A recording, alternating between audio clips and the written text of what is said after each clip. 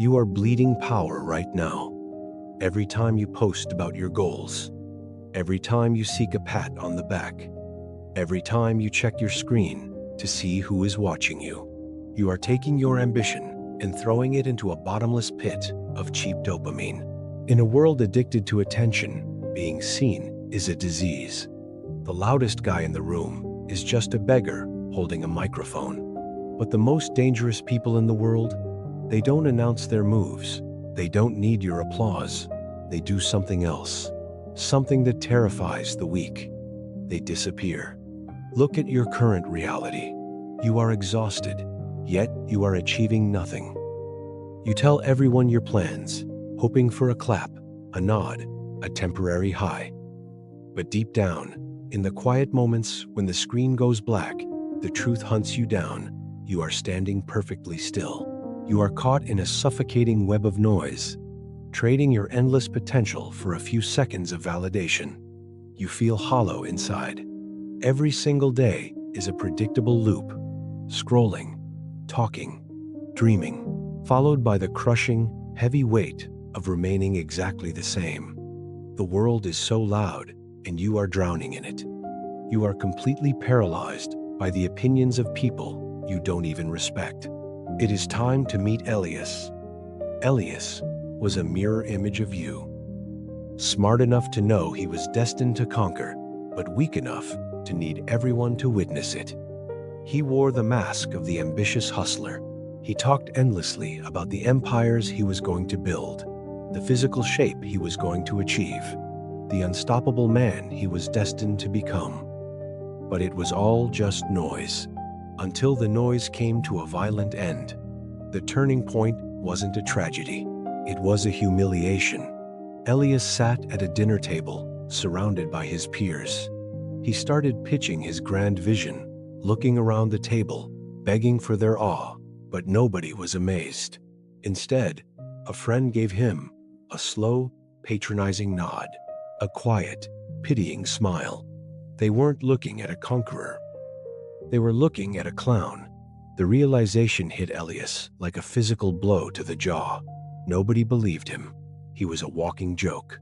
That night, Elias didn't complain. He didn't go online to post a cryptic quote about being misunderstood. He didn't seek comfort. He vanished. He deleted the apps. He stopped texting back. He locked his door and drew the blinds. Elias entered the ghost dimension. No audiences, no witnesses. Just him, a mirror, and the brutal, ugly truth of his own inadequacy. The first 2 weeks were absolute agony. The silence in his apartment was deafening. It felt like a physical pressure against his skull. He reached for his phone 100 times a day, his brain screaming, begging for a hit of validation. He was suffering from withdrawals, the withdrawal of being seen. One night, at 3 in the morning, the isolation finally broke him. He was sitting on his cold bathroom floor, physically drained from his new training regimen, staring at the wall. His mind was whispering lies to him. You're going crazy. This is pointless. Just check in. Just let them know you're alive. He picked up his phone. He hovered his thumb over the reinstall button. He desperately wanted to go back, to be seen, to be told he was doing a good job. He almost tapped the screen. But then, he looked at his own reflection, trapped in the black glass of the phone. He saw the tired, desperate eyes of a beggar looking for scraps of attention, a slave to the crowd. Disgust washed over him. He threw the phone across the room. It shattered against the tile. And in that shattering, the old Elias died. From that night forward, a violent internal shift occurred. The pathetic desire to be seen was burned away. In its place, a cold, ruthless discipline was forged. He woke up at 4 in the morning, not to record a time-lapse for the internet, but to wage a private war on his own weakness. He studied in complete silence. He trained until his lungs burned and his hands bled. He built his foundation in total, suffocating darkness. The pain of isolation transformed into premium fuel. The silence became his impenetrable armor. He finally understood the law of nature. A seed does not grow in the sunlight. It must be buried in the dark, under crushing dirt and immense pressure, before it can ever rise. Elias was buried, and in the dark, he was growing teeth. Months bled into one another. The boy who needed a crowd starved to death. The man who needed only a mission was fully weaponized.